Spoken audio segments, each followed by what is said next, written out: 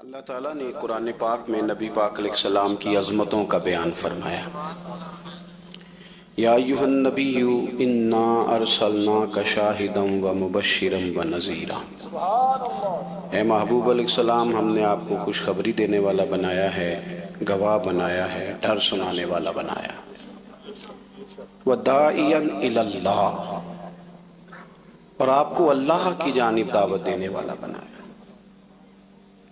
بِإِذْنِهِ اس کے حکم کے ساتھ، وَسِرَاجًا مُنِيرًا، اور آپ کو چمکتا ہوا آفتاب بنایا۔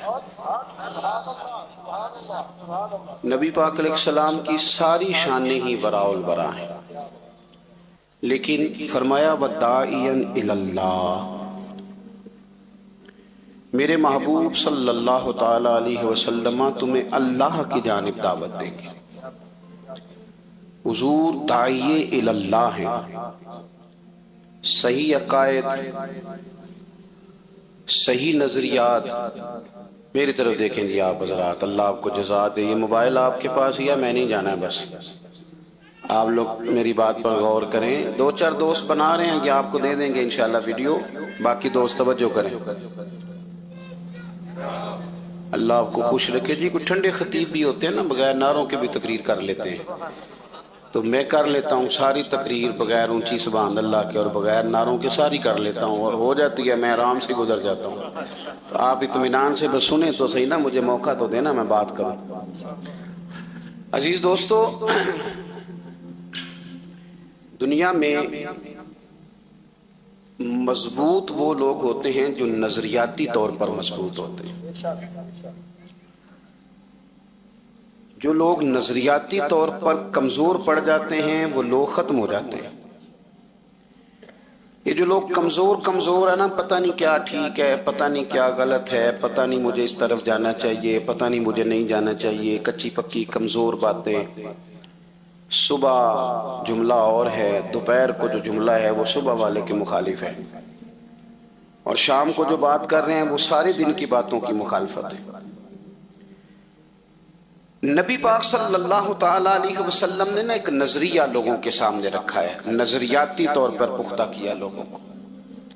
عرب کے لوگ تو ہمات کا شکار تھے، قربانیاں کر کے اس کا خون کعبے کی دیواروں سے ملتے، وہ طرح طرح کی تہمات کرتے۔ جب وہ طواف کرتے بیت اللہ شریف کا تو سارے کپڑے اتار کے کرتے،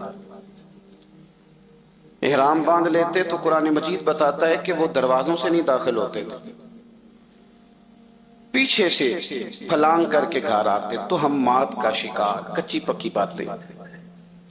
رسول پاک کو اللہ نے داعیہ الی اللہ بنایا، محبوب کریم نے انہیں سچے اور کھرے نظریات دیے۔ وَإِلَٰهُكُمْ إِلَٰهٌ وَاحِدٌ، فرمایا بھئی تم کس بات میں ادھر ادھر بھاگتے ہو، تمہارا معبود ایک ہی معبود ہے، لا الہ الا، اس کے سوا کوئی عبادت کے لائق۔ ان چکروں سے باہر آؤ، تہمات سے، کچی باتوں سے باہر نکلو۔ اور نبی پاک صلی اللہ تعالیٰ علیہ وسلم نے انہیں بتایا کہ اس رب کی عبادت کرو جس کا میں رسول بن کے آیا ہوں۔ اللہ کے پیارے حبیب صلی اللہ تعالیٰ علیہ وسلم نے نکھرے ہوئے عقائد، یہ نظریاتی زندگی ہے، یہ نظریہ ہے کہ ہم دنیا میں کوئی محمل زندگی گزارنی آئے۔ اللہ نے کسی چیز کو عبث نہیں بنایا، کوئی چیز فضول نہیں ہے، نظریاتی زندگی ہے۔ موت اور حیات کی تخلیق میں ایک مقصد ہے، یہ حضور نے بتایا، الذی خلق الموت والحیات لیبلوکم ایکم احسن عملا۔ تم دنیا میں اچھے عمل کرنے آئے ہو، یہاں تم نے اپنی مرضی سے نہیں زندگی گزارنی، اللہ رسول کی مرضی سے گزارنی۔ نظریاتی کیا لوگوں کو، اور بتایا کہ یہ دنیا ایک کھیتی ہے، یہاں تم نے کوئی فصل لگانی ہے، قیامت کا دن آئے گا، پھر اس فصل کا تمہیں پھل دیا جائے گا۔ نظریاتی بنایا، نظریاتی۔ وہ جو لوگ غیر نظریاتی تھے نا، مثلا وہ کہتے تھے کھانا ہی سارا کچھ ہے، سونا ہی سارا کچھ ہے، شہرت ہی سارا کچھ ہے، دنیا کا مال دولت ہی سارا کچھ ہے، یہ غیر نظریاتی لوگ ہیں۔ پھر اس کھیل کا کوئی اینڈ بھی نہیں ہوتا. یہ دولت والا کھیل ہے نا، باقی دنیا میں آپ کوئی کھیل بھی کھیلتے ہیں نا تو کہتے ہیں بھئی اتنے اتنے اوور ہیں، اتنا اتنا فلاں ہے، اس کے بعد پھر اس کا نتیجہ ہے، کوئی رزلٹ نکلتا ہے. اور یہ جو پیسوں والا کھیل ہے، کھلاڑی بدلتے ہیں، دادا کے بعد بیٹا اور بیٹے کے بعد پوتا، کھلاڑی بدلتے ہیں، نتیجہ کوئی بھی نہیں. کماتے رہو، ساری زندگی لگے رہو. حضور نے نظریاتی کیا، لوگوں کو نظریاتی نظریہ دیا، اللہ کی جانب بلایا، کچی پکی باتوں سے لوگوں کو نکالا، ان کو ان کے اعصاب کو مضبوط کیا. یہ جس دور میں میں اور آپ رہ رہے ہیں نا، یہ لوگوں کو پکا کرنے کا دور نہیں، اس میں زیادہ تر لوگ قوم کو کچا کرنے کی بات کر رہے ہیں، لوگوں کے ذہنوں میں فتور پیدا کرتے ہیں.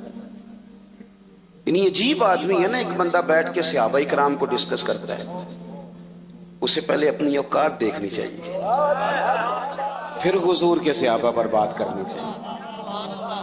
وہ جو اول مخاطب ہیں، اول قرآن و حدیث کے جنہوں نے حضور سے دین لے کے ہمیں دیا ہے، وہ صحابہ کو ڈسکس کر رہے ہیں، اسے پتہ ہی کوئی نہیں. کچے پکے نہ بنے. حضرت ابوبکر صدیق سے لے کر سیدنا امیر معاویہ تک اپنی فکری بنیادوں کا خیال کریں. اور جو حضور کی اولاد ہے نا، اس کو میرے امام نے نسل نور کہا ہے. وہاں بھی ذرا ہوش سے بولیں، ذرا احتیاط سے، ذرا جملوں پر پیرا لگا کے. یہ صرف میرے امام کا فتویٰ ہے کہ تیری نسل پاک میں ہے بچہ بچہ نور کا. یعنی ایک ایک بچے کو نورانیت والا کہا، یہ صرف فاضل بریلوی نے کہا. تو ذرا تھوڑا سا نا نظریاتی طور پہ یہ نکل آئیں. وہ ہمارے ہاں نا تقریر چمکانی ہوتی ہے نا لوگوں نے، تو سادی سادی چمکتی نہیں ہے نا جی. تو وہ پھر نا مطلب میں بھی اکثر رہتا ہوں جلسوں میں، تو میں چھوٹا آدمی ہوں، میں غور سیکھتا ہی رہتا ہوں، آپ سے بھی بڑا کوئی سیکھتا ہوں. تو میں دیکھتا ہوں وہ خطیب صاحب آئے ہیں بیچارے، حال ان کا میری طرح بڑا خستہ ہے، پر وہ بھالو چڑھا رہے ہیں، کہتے ہیں آج میں دسنا ہے صحابہ دی شان کی. میں کہ کرما لے تو کی دسنا ہے، شان تے اللہ نے قرآن تے دس چھڑی ہونا دی، سرکار نے فرمان میں، تو کوئی مطلب کیا انوکھی بات تو کرے گا؟ تو سیدھا سیدھا قرآن و حدیث سے پڑھ اور لوگوں کو بتا اور جا. تم کیا مسئلہ انوکھا کیا بتائے گا؟ ایک اور کھڑا ہوتا کہتا ہے آج میں نے بتانا ہے اہل بیت کی شان کیا ہے. او بھائی تو کیا بتائے گا؟ ان کی شان تو اللہ نے بتا دی قرآن میں، ان کی عظمتوں کے تذکرے حضور نے کر دیے. نئے نئے نقطے جب نکال کے لاؤ گے تو اس سے نہ خدشات پیدا ہوں گے. جو باتیں طے ہو گئی ہیں، ہمارے بزرگ طے کر گئے، ان میں کبھی بھی کسی طرح بھی الجھنے کی ضرورت ہے. میں آپ کو بتاتا ہوں، عوام کا بھی ایک مسئلہ ہے.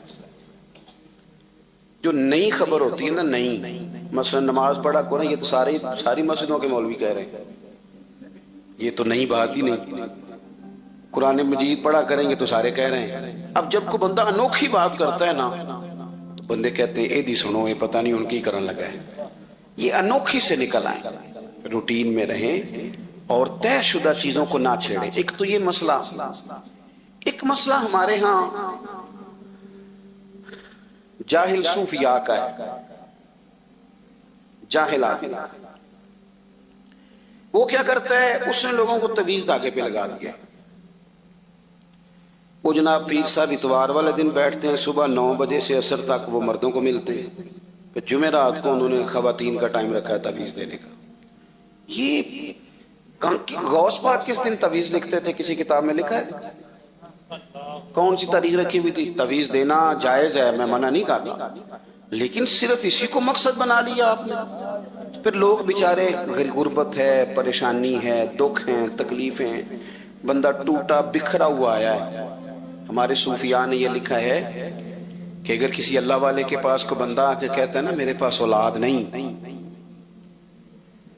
تو صوفی کی یہ بھی ذمہ داری ہے کہ وہ دعا کرے اور اللہ اسے اولاد دے دے. لیکن اس کی اصل ذمہ داری پتہ کیا ہے؟ اس کی اصل ذمہ داری یہ ہے کہ اس بندے کو ذہنی طور پہ تیار کرے کہ رب جسے تجھے جس حال میں رکھتا ہے اس حال میں راضی رہے. طریقت والوں کی اصل ڈیوٹی یہ ہے کہ اس کو مطمئن کرے. غریب آدمی نے آگے کہا جی بڑا پریشان ہوں، حالات بڑے خراب ہیں، اس کو دعا بھی دے گا، وظیفہ بھی بتائے گا، لیکن اصل کام یہ ہے کہ اسے کہے گا یار پیسے اگر اتنے ہی زیادہ اچھے ہوتے تو سب سے زیادہ سیدہ فاطمہ کے گھر ہوتے، یہ اتنے ہی بہتر ہوتے تو سب سے زیادہ سیدہ عائشہ کے گھر ہوتے۔ وہ انہیں مطمئن کرے گا کہ اللہ رسول جس حال یہاں عجیب کیس ہے، وہ پیر صاحب کہہ دیتے ہیں تینوں کسے کچھ کیتا ہے۔ اب کوئی نہ کوئی دشمن تو ہوتا ہی ہے نا، یہ تو نہیں نا بندے کا مخالف کوئی نہ ہو۔ وہ بیچارہ پریشان ہے، ساری رات سوچتا ہے، کبھی اس کی نظر چچی پہ جاتی ہے، کبھی پھوپھی پہ جاتی ہے، کبھی کسی پہ جاتی ہے۔ کیوں ظلم کرتے ہو لوگوں پہ؟ اللہ کے حضور جانا ہے۔ تھوڑے سے لالچ کے لیے اس بندے کو الجھا کے رکھ دیا بیچارے۔ اور آپ سے بھی عرض کروں گا، یہ کچی پکی باتیں ہیں، نظریاتی طور پہ کمزور ہو جاؤ گے۔ جو لوگ سانپ سے ڈرنے لگ جائیں وہ رسیوں سے بھی ڈرتے ہیں، پھر کمزوری مان جائے گی۔ کتنے زمانے سے لوگوں کو یہ بتا رہے ہیں کہ دو بہنوں کا اکٹھا نکاح ہو جائے تو کچھ بھی نہیں ہوتا، لیکن وہ گھر جا کے خواتین سے تو بات جس نے کرنی ہے اسی نے کرنی ہے۔ ہم سے تو وہ حاجی صاحب مطمئن نہیں ہو رہے جو مسئلہ پوچھنے آئے ہیں۔ وہ کہیں ٹھیک ہے پیر صاحب ہو جاندہ ہے، پر تسی ایک راتی پڑھا دو ایک سویرے پڑھا دو، مہربانی کرو کر دو ایسا۔ کیوں مطلب کیا مسلمان قوم بھی اس طرح کی ہوتی ہے؟ میرے پہ جادو ہو گیا، جوان لڑکا جیتا جاگتا زندہ دل اٹھتی جوانی، اس نے تو انقلاب برپا کرنا تھا اور وہ کالے جادو کا علاج کرا رہا ہے۔ اس نے پورے گاؤں کو پورے شہر کو لے کے آگے جانا تھا، وہ تعویذ لیتا پھر رہا ہے۔ اس طرح قومیں آگے بڑھتی ہیں۔ اٹھ باندھ کمر کیا ڈرتا ہے، پھر دیکھ خدا کیا کرتا ہے۔ نبی پاک صلی اللہ علیہ وسلم نے ہمیں نظریاتی کیا ہے، پکی باتیں پکی۔ اس کی کو ذرا کم کریں اور آواز کھولیں جی۔ عزیز دوستو، اللہ کے محبوب علیہ السلام، میں نے کم کر دیں کو کہا تھا، آپ نے بند ہی کر دی۔ اللہ آپ کو سلامت رکھے، تھوڑی کھول دیں اور میری بات پہ توجہ کریں حضرات۔ اپنے ذہن کو پکا کریں، کمزور نہ پڑیں۔ دیکھو سیاستہ میں بخاری مسلم میں حدیث ہے، نبی پاک صلی اللہ تعالی علیہ وسلم کے صاحبزادے حضرت ابراہیم علیہ السلام کا وصال حضور کی گود میں ہوا، اور صحابہ فرماتے ہیں ہم نے دیکھا کہ حضور کی چشمان اقدس سے مقدس آنکھوں سے آنسو بھی نکلے۔ یا رسول اللہ آپ رو رہے ہیں، آپ تو صبر کا حکم دیتے ہیں۔ فرمایا یہ محبت ہے، یہ آنسو محبت ہیں، ورنہ میرے دل اور زبان پر وہی ہے جس سے میرا رب راضی ہوتا ہے۔ اب اتفاق کی بات یہ کہ جس دن حضور کے صاحبزادے کا وصال ہوا نا، اسی دن سورج کو گرہن بھی ہو گیا۔ یہ جوڑنے والے جوڑ دیتے ہیں نا باتیں، جوڑ دی بات کچھ لوگوں نے، انہوں نے کہا آج حضور کے صاحبزادے کا وصال ہوا ہے تو لو سورج کو گرہن بھی ہو گیا۔ آپ کو پتہ نا وہ بڑی ساری پیروں کی کرامتیں مشہور ہیں، بڑی ساری کرامت پیر کا کمال ہی نہیں، یہ کوئی کمال ہے؟ یہ تو ڈاکٹر سے بھی دوائی لیں تو آرام آ جاتا ہے، اس کو پیر مان لیں؟ کیا مذاق بنایا ہوا ہے۔ اور ایک اور بات بھی آپ کو عرض کروں، جتنا پیر زیادہ جاہل ہو اس کی کرامتیں اتنی زیادہ ہوتی ہیں، کیونکہ وہ جو عالم ہے اس نے تو غور کرنا ہے نا کہ بھئی یہ جو میں بات کہہ رہا ہوں قرآن و سنت میں اس کی کوئی دلیل بھی ہے کہ نہیں۔ تو جاہل تو آزاد ہے نا، اس نے موج ہی کرنی ہے، پتہ ہی کوئی نہیں جب کسی چیز کا۔ مہربانی کریں واپس آئیں۔ میں اکثر دوستوں سے کہا کرتا ہوں، میں کہتا ہوں جس طرح پرانے وڈیرے اپنے گاؤں میں سکول نہیں نہ بننے دیتے تھے، اس طرح جاہل پیر اپنے آستانے پہ مدرسہ نہیں بننے دیتا۔ مجھے پتہ ہے پڑھ گئے تو مجھے کیسے مانیں گے، یہ تو ختم ہو جائے گا مسئلہ۔ وہ علماء کی مخالفت کرے گا، علم کی مخالفت کرے گا، بات پہ کہانیاں سنائے گا۔ اس کو روک دیں جی، بڑی ہو گئی ویڈیو، آپ بات سنیں، بس تھوڑی دیر میں بات ختم ہو جائے گی۔ اللہ آپ کو جزا دے، غور فرمائیں۔ اب وہ کچھ لوگوں نے کہا کہ یہ سرکار کے صاحبزادے نے وصال فرمایا تو سورج کو بھی گرہن ہو گیا ہے۔ نظریاتی پختگی اتنی ضروری ہے کہ میرے محبوب علیہ السلام نے جمعے کا انتظار نہیں کیا، اور غم زدہ بھی ہیں حضور آج، لیکن انتظار نہیں فرمایا۔ فرمایا لوگوں کو مسجد میں جمع کرو۔ سب لوگ مسجد میں جمع ہوئے تو محبوب نے خطبہ دیا، فرمایا لوگو سورج اور چاند کو گرہن ہو تو یہ رب کی نشانیوں میں سے نشانی ہے، اس طرح کا معاملہ ہو تو پھر استغفار پڑھا کرو، نماز پڑھا کرو۔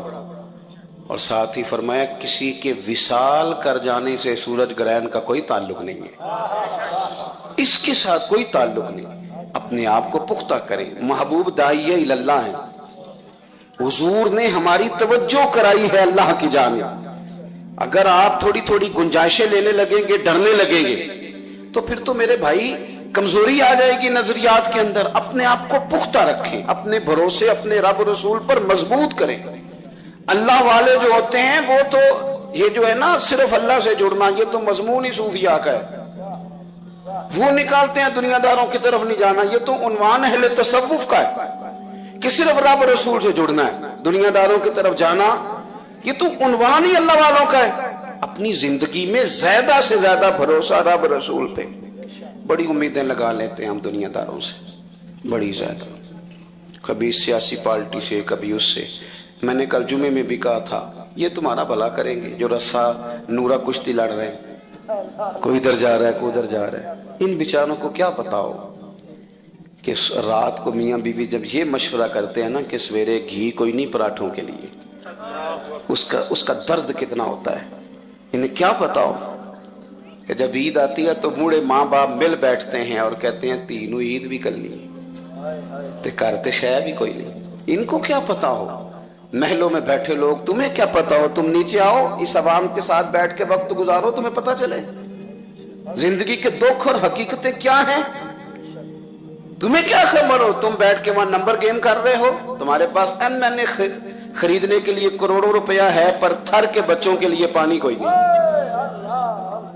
اور یہ حکومت ہو یا اپوزیشن ہو، ان کو اپنی ذات سے تعلق ہے، اگر انہیں تھوڑا بھی عوام کا خیال ہوتا تو اس طرح کی حرکات نہ کرتے جو آج کل یہ کر رہے ہیں۔ اللہ سمجھ عطا فرمائے۔ آمدام برسر مطلب اپنی امیدیں اللہ رسول سے۔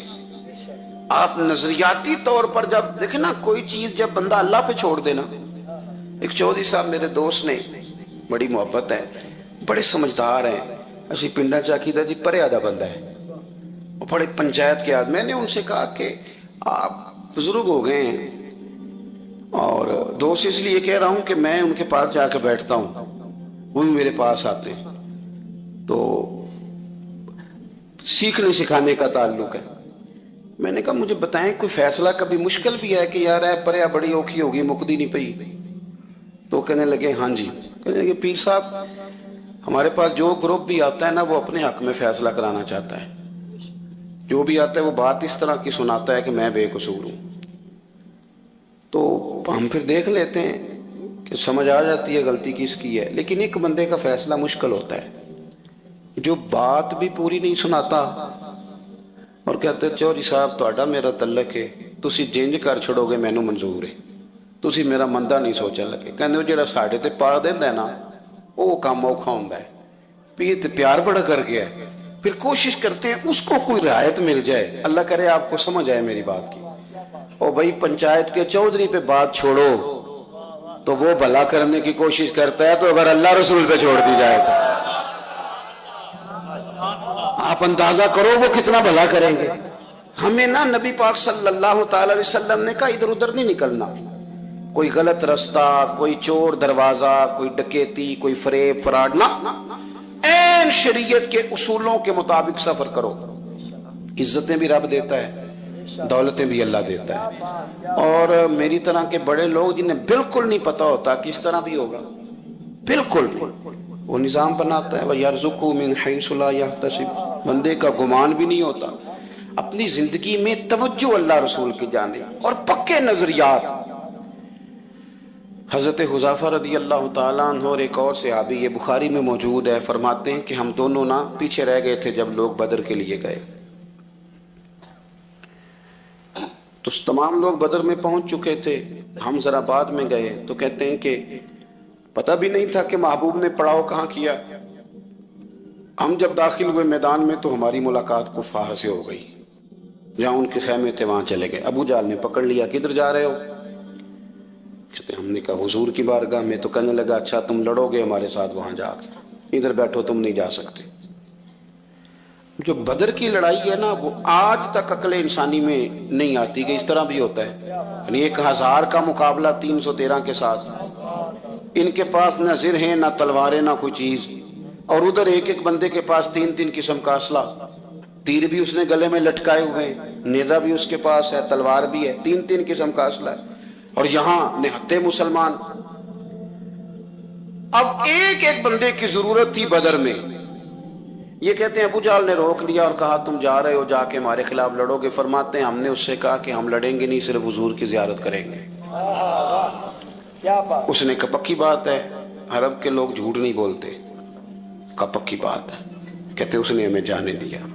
حضور کی بارگاہ میں جا کے عرض کی یا رسول اللہ صلی اللہ تعالی علیہ وسلم، اس نے ہمیں روک لیا تھا، پھر ہم نے اس کے ساتھ یہ وعدہ کیا کہ ہم لڑیں گے نہیں، تو اس نے ہمیں آنے دیا. لیکن حضور ایک ایک بندے کی ضرورت ہے، اب کرنا کیا ہے؟ تو یہ میرے محبوب کریم نے ہمیں نظریہ دیا ہے. ایسے ہی چھوٹی چھوٹی باتوں پہ کہنا مجبوری بن گئی تھی، ضرورت پڑ گئی تھی، پھر میں کیا کرتا، پھر حالات ایسے ہیں، پھر زمانے کے ساتھ بھی چلنا پڑتا ہے، کچے ہو جائیں گے آپ. اعلیٰ حضرت بریلوی رحمۃ اللہ علیہ فرماتے ہیں کہ اگر کوئی بندہ مستحب چھوڑتا ہے پھر کچھ عرصے کے بعد وہ سنت بھی چھوڑتا ہے، اور جو یہاں گنجائش تو نکالنی شروع کرتے ہیں اس کے واجبات اور فرائض کا مسئلہ بن جاتا ہے. یہ ساری چیزیں دیواریں بنتی ہیں دین کی مضبوطی کے لیے. ایک چیز سے گنجائش نکالیں گے، دلیل پکڑیں گے تو دور نکل جائے گی بات. کہتے ہیں عرض کی یا رسول اللہ صلی اللہ علیہ وسلم وعدہ تو کر لیا ہے کہ نہیں لڑیں گے، پر ایک ایک بندے کی ضرورت ہے. تو یہ حضور ہمیں نظریاتی کرتے ہیں. کریم فرمانے لگے تم نے وعدہ کیا، تم بیٹھ جاؤ، تم نہیں لڑو گے. ہمیں بندوں کی ضرورت نہیں، ہمیں اللہ کی مدد کی ضرورت ہے. رب رسول کی مدد ہمیں درکار ہونی چاہیے. بھائی اپنے آپ کو نا تھوڑا سا مضبوط کریں. زندگی میں اصول ہیں جن کی بنیادوں پہ انسان کھڑا رہ سکتا ہے، اور اگر زندگی میں اصول ہی کوئی نہیں، ضابطہ ہی کوئی نہیں، تو میرا لباس بدل لینے سے تو کوئی نیک نہیں سمجھے گا. آپ کے ساتھ جب لوگ معاملات کریں گے، آپ کے ساتھ لین دین کریں گے، اٹھے بیٹھیں گے، تب ان کے سامنے بات کھلے گی کہ آپ فکری طور پر کتنے مضبوط ہیں. زیادہ باتیں نہیں کرنی، آپ کے ساتھ بات کو سمیٹنے لگاؤں. اللہ کے حبیب علیہ السلام ایک سفر سے واپس آ رہے تھے تو ایک جگہ آرام کر رہے تھے. تلوار درخت کے ساتھ لٹکائی تھی. ایک شخص آ گیا، اس نے وہ تلوار حضور کی اتار لی. سے آباد بن دور دور لیٹے ہوئے، اس نے وہ لٹکی ہوئی تلوار حضور کی اتار لی اور اتار کے محبوب پر تان دی تلوار. کہنے لگا بتائیے اب آپ کو کون مجھ سے بچائے گا؟ حضور آرام فرمائے، لیکن کریم نے فرمایا ہے آنکھیں سوتی ہیں، دل میرا جاگتا رہتا ہے. محبوب نے آنکھیں کھولی. اب میں تقریر کر رہا ہوں نا تو آپ سن رہے ہیں، تو یہ بڑا سادہ سا کام ہے، آسان سا کہہ دینا سن لینا. لیکن اگر کوئی بندہ آ جائے اچانک اور ایسے پستول کر دے چاہے خالی ہو، تو جو حال ہوتا ہے وہ آپ غور کر لیں کس طرح کا ہوتا ہے. چلیں ابھی بھی نہیں سمجھ آئی آپ کو، اور سادہ کرتا ہوں. یعنی رات نو چھت تے پاویں بلی پانڈے کھڑکا رہی ہوگی، چاہے وہ بلی ہو، لیکن وہ جو کیفیت ہوتی ہے نا، مطلب ہاتھ پورا موبائل کی طرف بھی نہیں جاتا بندے کا. وہ کہتا ہے کہ کوئی پتہ نہیں اب کیا بننے لگا ہے. یہ مفت کا خوف ہے. اور یہ بڑے کم لوگ ہوتے ہیں جو نڈار ہوتے ہیں، دعویٰ سارے کرتے ہیں، لیکن حضور ہمیں کس طرح کا نظریہ دے رہے ہیں. میں بڑی اہم بات آپ جوانوں کو سمجھانا چاہ رہا ہوں. خدا را نکل آؤ یار. اب تو کچی کچی باتیں سن کے نا، وہ کہتے ہیں نا یہ بھی پیر صاحب آئے ہیں تو یہ جناب فلاں مسئلہ اڑ گیا، فلاں مسئلہ اڑ گیا جی، میں نے تو بڑے بڑے لوگوں کو دکھایا جی مجھے. بلکہ اب تو لوگ یہ بھی کہتے ہیں کہ تسی بھی کوئی استخارہ کر کے دسو. اور میں کہتا ہوں یار زندگی میں اگر تو یہیں اڑا رہے گا تو کام کب کرے گا؟ اگر طے ہی نہیں کیا ساری زندگی تو پھر کام کیسے ہوگا؟ اس نے وہ تلوار نکال لی، حضور پہ تان کے کہتا ہے بتائیے آپ کو کون بچائے گا؟ حضور لیٹے، کوئی پریشانی نہیں، آزمائش نہیں. جب اس نے دوبارہ پوچھا تو حضور مسکرائے. یہاں مسکرانا کمال ہے. اور مسکرا کے فرمایا مجھے میرا رب بچائے گا، مجھے میرا اللہ بچائے گا. یہ لفظ نکلے تو اس کے تو ہاتھ کانپنے لگے. تلوار گر گئی، حضور نے اٹھا لی، فرمایا لو بھائی مجھے تو اللہ نے بچا لیا ہے، اب تم بتاؤ تمہیں کون بچائے گا؟ تم بتاؤ. اذان ہو رہی ہے، اذان سنے جی. تو محبوب کریم صلی اللہ تعالی علیہ وسلم نے فرمایا مجھے تو اللہ نے بچا لیا، اب تم بتاؤ تمہیں کون بچائے گا؟ اب وہ بولا، عرض کرنے لگا محبوب میں نے سنا ہے آپ بڑے ہی معاف کر دینے والے ہیں. اب یہ بھی کمال دیکھیں، ہم بھی معافی دیتے ہیں پر بڑی ساری باتیں سنا کے، تب تو یہ کہتا تھا، پہلے تو ڈینگے مار، بڑی کہانیاں سنا کے معافی دیتے ہیں، فوراً نہیں دیتے. اس نے کہا بڑے ہی معاف کرنے والے ہیں، تو محبوب نے اگلا جملہ ہی نہیں کہا، فرمایا جا پھر میں نے تجھے معاف کیا، جا پھر تجھے معاف کیا۔ ہم میں دیکھتا ہوں کہ ذہنی طور پر ماحول اس طرح کا معاشرے میں بنا دیا گیا ہے، مذہبی اسٹیج سے لے کر خانقاہ تک، اور سیاسی لوگ جو تباہی اتار رہے ہیں وہ تو روٹین میں ہے ہی۔ وہ تو 4 لوگ رات کو ٹی وی پہ بیٹھتے ہیں مختلف سیاسی پارٹیوں کے، تو آخر میں اینکر کہتا ہے کہ باتیں آپ نے سن لیا، نتیجہ خود نکال لیجیے گا۔ تو کیا نتیجہ نکالنا ہے سوائے انتشار کے؟ اپنے آپ کو اس انتشار سے بچائیں، اپنے آپ کو رب رسول کے حوالے کریں۔ اپنی مزاجوں سے یہ کمزوری، یہ بے یقینی، یہ ڈرتے، یہ سہمے ہوئے لوگ، اور بالخصوص غریب لوگوں سے میری گزارش ہے، سیٹھوں، نوابوں، چودھریوں، ان کے سہاروں سے نکل آؤ۔ کب تک سہارے تلاش کرو گے؟ سہارے تو وہ لوگ تلاش کرتے ہیں جن کا وجود سلامت نہیں ہوتا، اور اگر وجود سلامت ہے، جسم میں طاقت ہے، تو سہارا اللہ رسول ہے۔ اور یہ نوجوانوں سے میں کہوں گا کہ یہ جو آپ کا ذہن بن گیا نا کہ جناب وہ کوئی بڑا خاص ہی ہمیں موقع ملے گا تو ہم نے آگے جانا ہے، دنیا میں ایک صرف شعبہ برا ہے، ایک پیشہ برا ہے، وہ ہے کسی کے آگے ہاتھ پھیلانا۔ باقی جو جھاڑو دے کے بھی رزق حلال کماتا ہے وہ بھی شان والا ہے، جو صفائی کرتا ہے کسی ادارے میں۔ اپنی زندگی سے باہر آئیں ان چیزوں سے، اور اپنے مقام کو خود پہچانے۔ آپ کو میں اکثر کہتا ہوں کہ جو اپنے آپ کو چودھری سمجھتا ہے اس کی غلطی نہیں ہے، غلطی اس کی ہے جو اپنے آپ کو چھوٹا سمجھتا ہے۔ تو نے کو چھوٹا سمجھا اپنے آپ کو؟ تھوڑا سا نا ان کمزوریوں سے باہر آئیں۔ آپ کو دنیا میں جتنے بھی لوگ بڑے بڑے ملیں گے یہ کسی چھوٹے سے گاؤں کے رہنے والے، ان میں سے ڈھیر سارے وہ لوگ تھے جن کی فیسیں کوئی جمع کراتا تھا، اتنے وسائل نہیں، لیکن اللہ نے مدد کی، رسول کریم کی نظر کرم ہوئی، مشائخ کی دعائیں ملی، اللہ نے آسانیاں کر دی۔ یہ جو کمزور باتیں، میں چند دن پہلے ایک دستار فضیلت کے جلسے میں تھا تو وہاں ایک صاحب شکوہ کر رہے تھے کہ لوگ علماء کی عزت نہیں کرتے۔ میں نے بعد میں ان سے کہا کہ آپ کو کیا مجبوری ہے لوگوں سے عزت کرانے کی؟ آپ انشراح صدر پیدا کریں، آپ کو کیا مجبوری ہے؟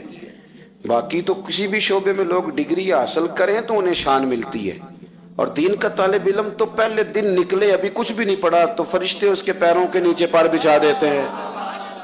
تو وہ جو عزت اللہ رسول دے رہے ہیں اس پر کیوں نہیں غور کر رہے؟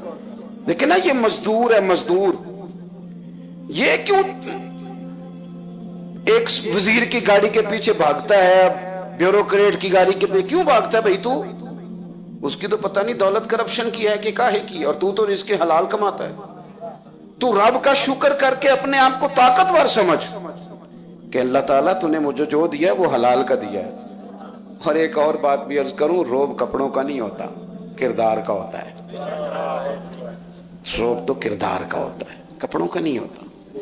1.5 کروڑ کا مکان ہو اور 1.25 کروڑ کی پجارو کھڑی ہو اور پیسے صحیح نہ ہو تو لوگ دروازے پہ کھڑے ہو کہتے ہیں 2 نمبر آدمی ہے، دروازے پہ کہتے ہیں یہ 2 نمبر طریقے سے کمایا ہوا مال۔ اور بندہ چھوٹا سا افسر ہو اور دفتر میں اس کے کرسی بھی ٹوٹی ہوئی ہو لیکن رشوت نہ لیتا ہو، تو بہت بڑا آدمی بھی دفتر کے باہر کھڑے ہو کے کہتا ہے پتہ نہیں اس مننی ہے کہ نہ پیسے پڑتا ہے نہ سفارش مندا ہے، ڈر رہا ہوتا ہے بندہ۔ تو مجھے پھر بتاؤ نا، روب کپڑوں کا نہیں، روب تو کردار کا ہے۔ ہمارے نا حاجی ابو داؤد صادق صاحب رحمۃ اللہ علیہ نا ساری زندگی سوٹ سادہ ہی رہا، بڑے بڑے مرید ان کے ملوں والے، فیکٹریوں والے، لیکن انہوں نے مسجد کے 2 کمروں میں عمر گزاری اور راضی ہو کے گزاری۔ کبھی اس بات کو بطور کمزوری بیان نہیں کیا کہ ہو پتہ نہیں کہ نہ دلیری سے کہتے تھے کمال ہے، ہم سے زیادہ کس کی شان ہوگی۔ اور رکشے میں ساری زندگی، رکشے میں جو اپنی صحت کے ساتھ نے آخری سفر کیا وہ بھی رکشے میں، جو اپنی مرضی سے۔ لیکن بڑے بڑے پیر پجاروں سے اترتے تھے تو پہلے اپنی داڑھی دیکھتے تھے پوری ہے، پھر چین والی گھڑی اتارتے تھے، پھر سارا کچھ ٹھیک کر کے پھر داخل ہوتے تھے ملنے کے لیے، تو سمجھ آتی تھی روب کپڑوں کا نہیں ہوتا، روب تو کردار کا ہوتا ہے۔ تو اپنے کردار میں آپ روب لائیں گے تو آپ بڑے ہو جائیں گے۔ باقی یہ ساری چیزیں تو بھئی دنیا داری ہے، پیچھے ہٹ جاؤ پیچھے ہٹ جاؤ پیچھے ہٹ جاؤ، 10 بندوقیں 15 بندوقیں کیا نکلے گا اس میں سے؟ کچھ بھی نہیں۔ تو اپنی زندگی کے اندر نظریاتی بنیں گے تو مضبوطی آئے گی۔ اللہ تبارک و تعالی مجھے اور آپ کو توفیق عمل عطا فرمائے۔ اللہم صلی علی سیدنا